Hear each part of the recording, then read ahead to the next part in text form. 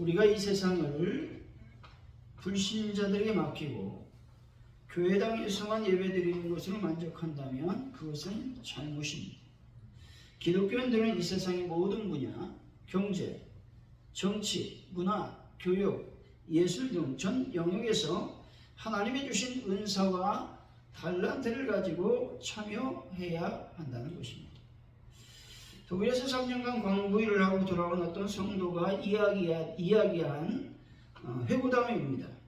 그는 탄광 속에서 독일 그리스도 광부와 함께 일을 했다는 것이죠. 그때 그 독일 광부가 너무나 고지식하게 열심히 일하는 것을 보고 비꼬아서 남은 여생 탄광에서 일하다 죽어라 라는 말을 그 광부에게 불쑥 던졌다는 것입니다.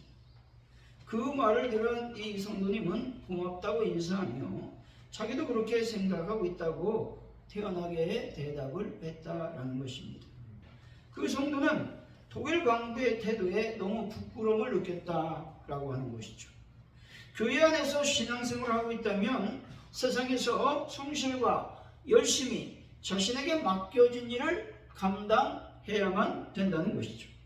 이런 열심과 성실을 일하는 광부에게 독일 그리스도인 광부는 지나치게 열심히 일하지 말고 적당하게 일하라고 말하고 있는 겁니다. 왜 그럴까요?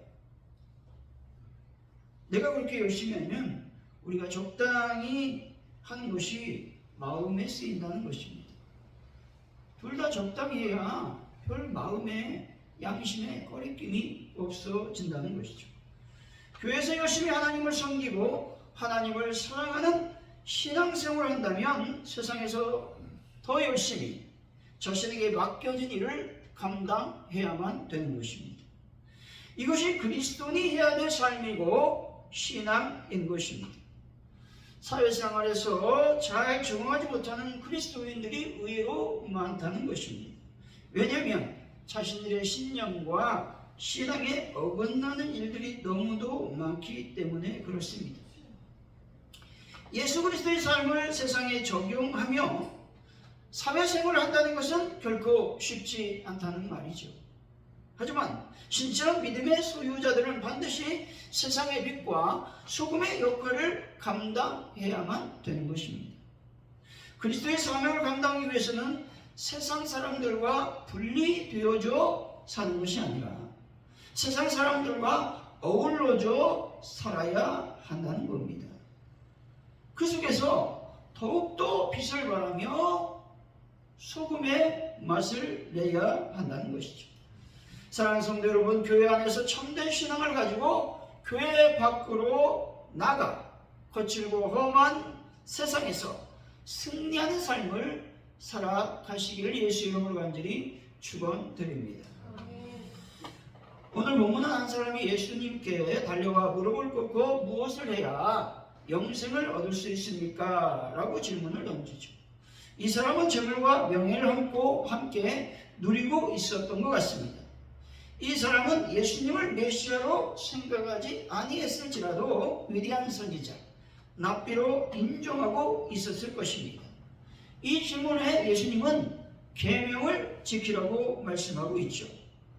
그런데 이 사람은 계명을 모두 지켰다라고 말하고 있는 것입니다. 이 사람이 계명, 즉 율법을 지킨 것은 거짓이 아니었습니다. 하지만 이 사람이 이 계명을 지킨 것은 율법의 근본적 정신에 따라 율법을 준수한 것이 아니라 율법이 규정이므로 마지못해 형식적으로 그것을 지켰다라고 하는 것이죠. 예수님은 이 사람에게 전 재산을 팔아 가난한 자들에게 나눠주고 나를 따르라, 나를 쫓으라 마지막 요청을 하셨습니다. 그러나 이 사람이 재물이 많음으로 슬퍼하고 근심하여 예수의 말씀을 따르지 않고 돌아갔다는 것이죠.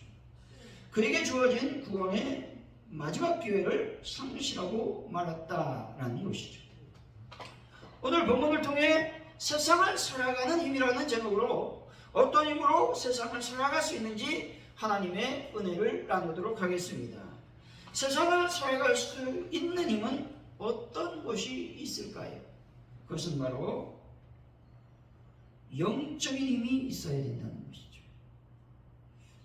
어머니에게 전화할 때마다 어머니는 늘 물어보시죠. 야, 밥 먹었니? 라고 물어보십니다. 요즘 밥을 못 먹는 사람은 없죠. 하지만 제때 끼니를 먹지 못할 때가 많으니 이렇게 물어보는 것이죠. 밥은 한국인의 주식이기도 하지만 그 이상의 의미를 갖고 있다는 것이죠. 무슨 힘으로 사냐? 이렇게 물어보면 무슨 힘으로 산다고 해요? 밥심으로 산다. 이렇게 말합니다. 요즘 텔레비전 프로에 자주 등장하는 것은 요리 프로그램이죠. 그러니까 여행을 한다든가 또 뭐 탐험을 한다든가 특히 드라마를 한다든가 기타 등등의 여러분 먹는 것이 빠질 때가 있어요, 없어요? 없다는 거예요. 왜냐하면 일상이기 때문에. 드라마를 할 때는 어떻게 해요? 고급 레스토랑, 육상 빌딩에 가서 밥을 먹잖아요. 그래서 요즘 드라마, 요즘 프로그램 중에서 농촌, 어촌 등 여러 다양한 지역에서 그 지역의 특산물을 가지고 음식을 해먹는 프로그램이 인기가 있다라고 하는 것이죠. 그렇다고 밥으로만 살 수 있는 세상이 아닌 것이죠. 보릿고기가 있었던 옛날에는 하루 세 끼를 먹는 것이 행복이었습니다. 그러나 그리스도인들은 육으로 살아갈 수 없다는 것입니다. 그리스도인들은 육보다 영에 초점을 맞추어 살아가야 하는 것입니다. 그래서 그리스도인들이 세상을 살아갈 수 있는 힘을 얻을 수 있는 비결은 바로 영성이라고 하는 것입니다. 여러분, 하나님 안에서 승리하는 삶을 살아가시기를 바랍니다. 또한 여러분, 그리스도를 믿는 복음의 힘으로 세상을 살아가는 분들이 되시기를 바랍니다. 영성을 정의하기라는 쉽지 않습니다. 그래서 보통 신학자들이나 철학자들이 영성이란 무엇인가, 즉 영성을 정의하기보다는 영성이 무엇인가 이렇게 설명하는 경우가 대부분이라고 하는 것입니다. 영성이란 무엇인가, 영성학에서 주로 강의를 하는데 보통 한 학기를 하죠. 12주 3시간 정도를 영성이란 무엇인가 라고 하는 강의를 한다라는 겁니다. 그러나 오늘 설교를 하면서 간단하게 영성이란 무엇인가 한번 살펴보기를 원하는데, 영성이란 무엇일까 하는 것이죠. 영성은 어떤 개인이 자신의 목표와 최종적인 영감과 결정 등에 따라 삶 전체에서 습관적으로 행동하고 반응하는 자세를 말하는 것입니다. 무슨 말이냐? 여러분들이 어떻게 살아가고 있는가? 이것이 영성이라고 하는 것입니다. 그래서 영성은 우리가 자신의 영혼, 즉 자신의 정체성의 핵심을 이루는 눈에 보이지 않는 내면에 쏟는 관심을 말하는 것이죠. 그러니까 영성은 외적인 것이 아니라 내적인 것이다 라고 말하는 것이죠. 영성은 모든 보이는 것들 속에 내재된 보이지 않는 것에 쏟는 우리의 관심을 말하는 것이죠. 또 모든 외적인 부분의 내용을 제공하는 내면에 대한 관심을 말하고 있는 것입니다. 그렇다면 내면적 관심을 가지려면 무엇을 우리가 초점해야 될까요? 그것은 침묵과 고독이라는 것이죠. 침묵하지 않으면 여러분의 내면의 소리를 절대 들을 수가 없습니다. 진정한 기독교 영성은 하나님께서 우리를 부르시고 치유하시고 용서하는 것을 들음으로 시작이 된다는 겁니다. 그러니 이제 여러분 안에 모든 소음, 잡동사니들을 내려놓고 그분, 즉 하나님께서 우리에게 말씀하시는 것을 들어야 된다는 것이죠. 결국 기독교 영성은 하나님께서 나에게 무엇이라 말씀하는지 듣는 것에서부터 시작되어야 한다라는 것입니다. 하나님의 음성을 들음으로 말미암아 생활신앙이 이루어질 수 있음을 말씀하는 것이죠. 세상을 살아갈 수 있는 힘이 생기게 된다라는 것입니다. 이런 모습이 오바댜라고 하는 사람에게 나타난다는 것이죠. 오바댜는 열왕기상에 등장하는 인물인데 18장 3, 4절입니다. 아합이 왕궁 맡은 자 오바댜를 불렀으니 이 오바댜는 여호와를 지극히 경외하는 자라. 이세벨이 여호와의 선지자들을 멸할 때 오바댜가 선지자 100명을 가지고 50명씩 불에 숨기고 떡과 물을 먹였더라 말씀하고 있습니다. 하나님을 지극히 경외했던 오바댜는 자신의 생명을 담보로 선지자들을 숨겨주었고 또 그들에게 물과 떡을 주었다는 것입니다. 자신의 생명을 담보로 선지자들을 숨겨주는 것은 결코 쉽지 않은 일이었습니다. 이것은 바로 모험이었다는 것이죠. 하지만 오바댜는 하나님을 경외하는 자였기 때문에 하나님께서 원하시는 의로운 삶, 빛과 소금의 삶을 살아갔다는 것입니다. 여러분, 빛과 소금의 삶을 살아가는 여러분 되시기를 바랍니다. 영국의 여류작가 맨스필드는 이렇게 말했습니다. 수도원에서 날마다 기도만 하는 수녀에게 이렇게 말합니다. 하나님께 기도했으면 이제는 하나님께 기회를 드려야 되지 않는가? 기도하고 이래야 응답이 이루어질 것이 아닌가? 라고 하는 질문을 던졌다라고 하는 겁니다. 기도했으면 뭐해다? 기도한 것을 행하라는 겁니다. 그래야 역사가 일어난다는 거예요. 그래야 변화가 일어난다고 말씀하고 있는 것이죠. 존 칼빈도 이렇게 말했죠. 기도하고 일하라. 일자리가 없어요? 기도만 합니다. 어떻게 해야 돼요? 기도했으면 벼룩 시장을 찾아보는 거예요. 인터넷을 뒤져보는 거예요. 내가 일할 것이 어디 있는가? 이 역사를 내야죠. 그래 하나님이 역사한다 라고 하는 것입니다. 기도만 하고 있어서는 결코 변화가 이루어지지 않고 하나님의 역사가 이루어지지 않는다 라고 하는 말씀인 것이죠. 사랑하는 성도 여러분, 세상을 살아가면서 변두리 인생살이를 할 것이 아니라 세상의 한복판에서 주인공 의식을 가지고 모든 일에 최선을 다하며 살아가는 분들이 되시기를 예수 이름으로 간절히 축원드립니다. 세상을 살아갈 수 있는 힘은 영성에서 비롯된다고 말씀드렸습니다. 그렇다면 기독교의 영성은 과연 무엇을 말하고 있는 것일까요? 첫째로 기독교 영성은 영적인 일에 관심을 쏟는 것이다 말할 수 있습니다. 17절이죠. 한번 읽어봅니다. 시작. 예수께서 길에 나아가실새 한 사람이 달려와서 꿇어 앉아 묻자오되 선한 선생님이여 내가 무엇을 하여야 영생을 얻으리까? 아멘. 한 사람이 예수님께 질문한 질문은 영생을 얻는 비결이 된 것이었습니다. 예수님께서 영생의 진리를 가르친 적이 몇 번 있는데 따라서 이 사람은 율법적 직무를 완수하는 것으로 영생을 보장받을 수 있는 것으로 믿었다는 것입니다. 이 사람은 자신있게 율법에 근거하여 영생의 삶을 살고 있다고 생각해서 질문을 던지고 있는 것이죠. 그런데 이 사람은 영생이 인간의 노력과는 상관없는 하나님의 선물이라는 사실을 알지 못했습니다. 그리고 선한 일을 행하는 일로서가 아니라 하나님 앞에서 어떤 존재가 되느냐, 다시 말해서 행함으로서가 아닌 중생의 씻음, 성령의 새롭게 하심으로써 얻게 된다는 사실을 몰랐다라고 하는 것입니다. 영생에 대한 물음은 한 번은 죽음을 겪어야 되는 모든 인생의 최대의 질문이라는 것이죠. 사람에게는 누구나 영생을 누리기를 소원하고 영혼을 사모하는 마음이 있는 것이죠. 영적인 일에 관심하지 않는다면 이 사람은 결코 영생의 질문을 던지지 않았을 것입니다. 이 사람은 영생에 관한 질문을 던지기 전에 행동을 보면 영생의 진심이었음을 알 수가 있습니다. 예수님께 찾아가서 어떤 모습으로 예수님 앞에 서 있습니까? 달려와서 꿇어 앉았다 말씀하고 있죠. 이 말은 사람들이 쳐다보는 앞에서 무릎을 꿇었다라는 말이죠.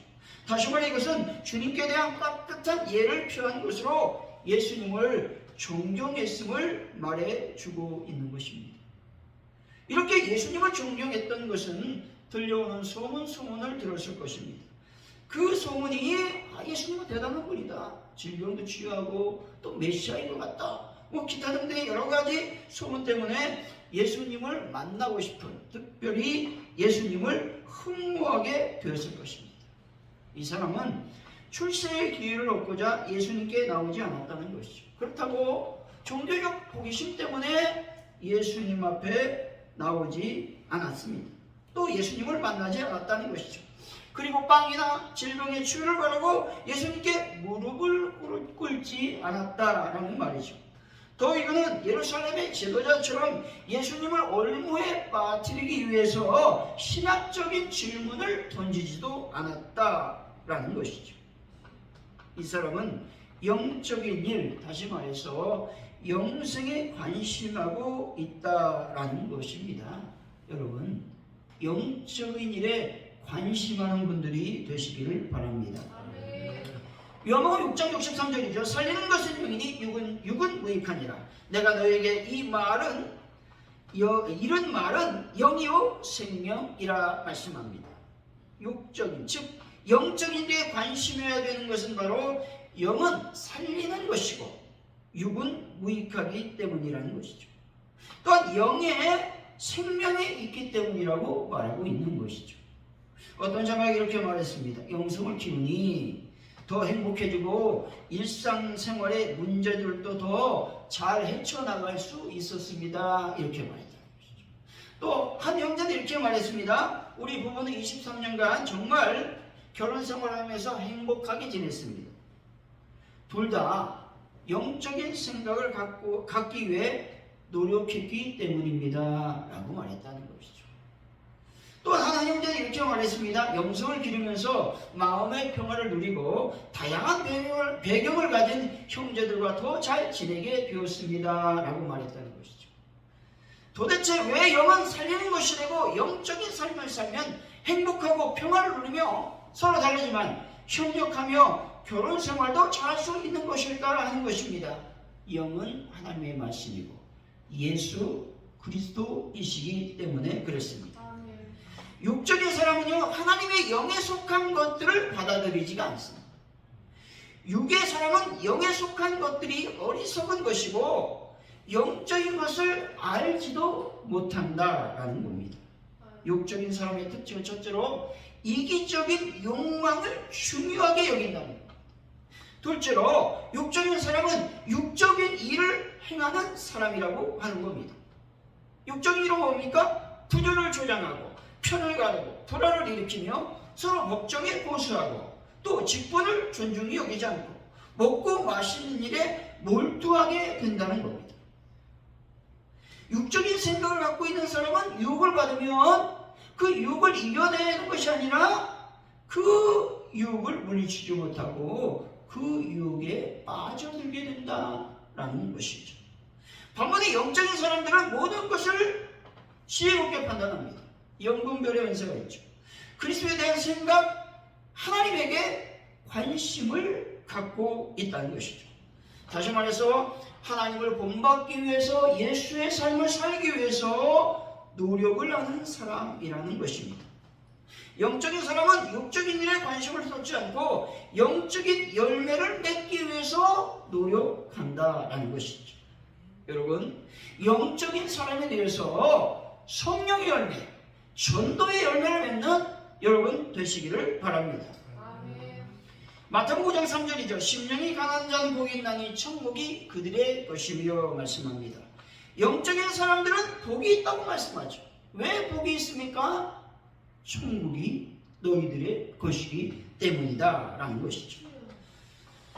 로마서 8장 6절이죠. 육신의 생각은 사망이요 영의 생각은 생명과 평안이니라 말씀하죠. 여기서 공동번역에서 보면 육적인 것에 마음을 쓰면 죽음이 오고 영적인 것에 마음을 쓰면 생명과 평화가 옵니다 라고 말하죠. 우리가 영적인 것에 초점을 맞추면 지금 마음의 평화와 하나님과의 평화를 누리게 된다라는 것이죠. 그리고 미래에 영원한 생명을 얻는 소망을 누리게 된다 말씀하고 있죠. 사랑하는 성도 여러분, 영적인 일에 관심을 쓰다 세상을 살아갈 때 독수리 날개치며 올라가는 힘을 얻는 분들이 되어 승리하는 분들이 되시기를 예수 이름으로 간절히 축원드립니다. 둘째로 기독교 영성은 과연 무엇일까 하는 것이죠. 부족한 것을 깨달아 알아 그것을 실천하는 것입니다. 21절이죠. 한번 읽어봅니다. 시작. 예수께서 그를 보시고 사랑하사 이르시되 내가 아직도 한 가지 부족한 거 있으니 가서 내게 있는 것을 다 팔아 가난한 자들에게 주라. 그리하면 하늘에서 보화가 내게 있으리라. 그리고 와서 나를 따르라 하니. 아멘. 영생이 뭐냐? 예수님을 따라가는 겁니다. 이것이 바로 기독교 영성이라는 것이죠. 이 사람은 스스로 생각하기에 모든 계명을 잘 지켰다고 자부했습니다. 하지만 주님이 보시기에는 부족한 점이 있다는 것이죠. 그것은 바로 재물에 너무 집착하고 있다는 데 원인이 있었습니다. 특별히 여기서 부족한 것은 예수님을 따르지 못하게 하는 직접적인 요인이 될 수 있음을 말씀하고 있는 것입니다. 신앙생활과 생활신앙 속에서 자신이 부족함이 없다고 생각하는 사람은 없을 것입니다. 무엇인가 부족한 점이 있다고 생각을 할 것이다 라는 겁니다. 부족함이 없다고 생각하는 그런 사람이 있다면 교만한 사람이라고 하는 것이죠. 그런데 우리는 대부분 부족함이 있다고 생각하는 겸손에 있을 때에 성장하고 발전하고 성숙한 삶을 살 수 있다는 것이죠.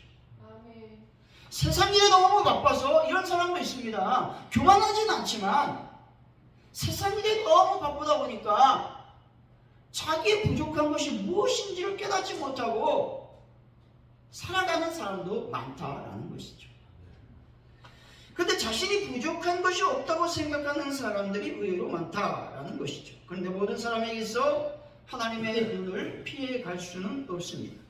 신앙적인 면에서 우리에게 부족한 것이 없는지 여러분 자신을 살펴보시기를 바랍니다. 라오디게아 교회에게 말씀하죠. 요한계시록 3장 15절 내가 내 행위를 아느니 내가 차지도 아니하고 뜨겁지도 아니하도다. 내가 차든지 뜨겁든지 하기를 원하노라 말씀하죠. 미지근한 신앙생활을 하고 있지 않은지 여러분 자신을 살펴보시기를 바랍니다. 하나님을 사랑하는 것도 아니고 또 세상을 향해 열심을 내는 것도 아닌 그런 신앙에 대해서 예수님께서 책망하시고 있는 것입니다. 요한계시록 3장 17절이죠. 내가 말하기를 나는 부자라 부유하여 부족한 것이 없다니 내 번거한 것과 가련한 것과 가난한 것과 눈먼 것과 벌거벗은 것을 알지 못하는도다 말씀하죠.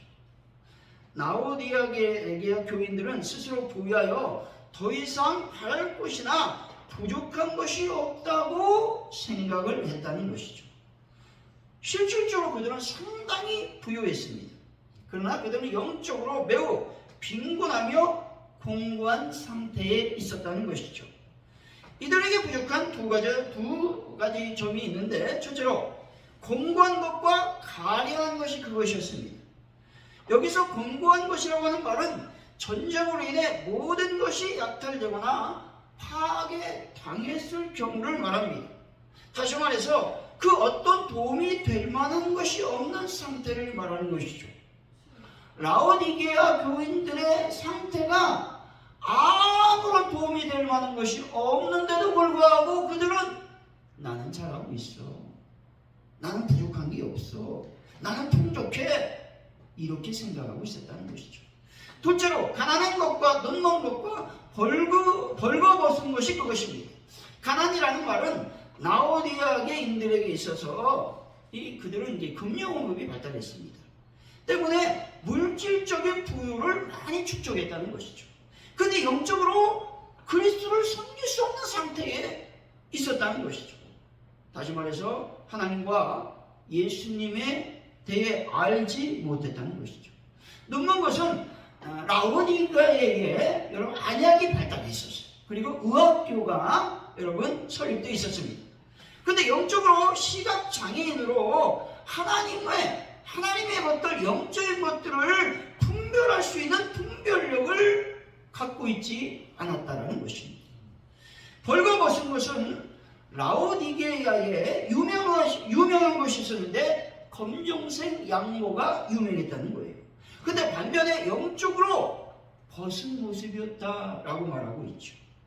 이런 상황임에도 불구하고 라오디게아 교인들은 그것을 인식하지 못한 채 스스로 부유하다고 착각했다라는 것이죠. 그래서 전혀 하나님과 예수님에 대해 모르는 상태에 머물고 있었다고 말하고 있는 것입니다. 외적인 환경이 중요한 것이 아닙니다. 내면적이고 영적인 부분에서 과연 하나님과 예수님을 온전히 알고 믿으며 그 알을 삶에 실천하고 있는가 하는 것이 중요하다는 것이죠. 어떤 분들은 물질, 명예, 지위, 출세 등이 부족하다고 말할 수 있습니다. 하지만 이 모든 것들을 예수님을 위해 포기할 수 없다면 부족한 것이 있게 되는 것이죠. 기질과 성품과 또한 성격, 관심, 취미 등 이런 것들을 예수님을 위해서 포기할 수 없다면 무엇인가 그분에게는 부족한 것이 있음을 말씀해 주시고 있는 것이죠. 예수님을 사랑할 수 없다면 그것이 나에게 부족한 것이 된다라는 말입니다. 22절이죠. 한번 읽어봅니다. 시작. 그 사람은 재물이 많은 거로 이 말씀을 인하여 슬픈 기색을 띠고 근심하여 가니라. 아멘. 이 사람은 부족한 것을 채우지 못하고 그냥 자신의 길을 갔다는 것이죠. 재물을 의지하고 나약하고 연약한 한 인간으로 남아버렸습니다. 여러분들에게 부족한 것이 무엇인지 깨닫고 그것을 행하여 온전히 예수님을 따르는 분들이 다 되시기를 바랍니다. 결론적으로 세상을 살아가는 힘은 영성인 것이죠. 그렇다면 영성은 먼저 영적인 일에 관심하는 것이고 부족한 것을 깨달아 알고 그것을 실천하는 것임을 알아야 된다는 겁니다. 사랑하는 성도 여러분, 하나님의 나라와 의에 관심하시고 부족한 것이 무엇인지 깨달아 알아 그것을 실천함으로써 세상을 살아갈 수 있는 힘을 얻으시기를 예수 이름으로 간절히 축원드립니다. 기도합니다. 하나님 아버지 감사합니다. 우리가 영적인 일에 대해 관심하기 원합니다. 나의 부족한 것이 무엇인지 깨달아서 그것을 하나님의 힘으로 실천하는 놀라운 영성을 소유한 자들이 다 될 수 있도록 은혜를 베풀어 주옵소서. 감사합니다. 예수님의 이름으로 간절히 기도합니다.